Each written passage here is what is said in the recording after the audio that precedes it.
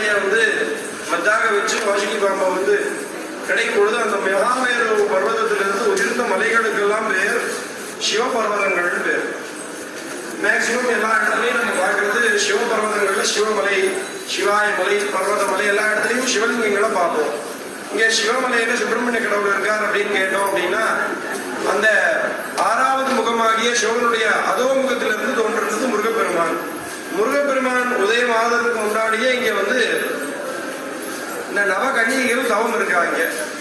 அப்ப வந்து பார்வதியினுடைய சாபத்தால அவங்க 10 மாசம் சுமக்கிற கருவை பலாயிரக்கணக்கான வருஷம் சுமக்கணும் அப்படிங்கிறது விதி.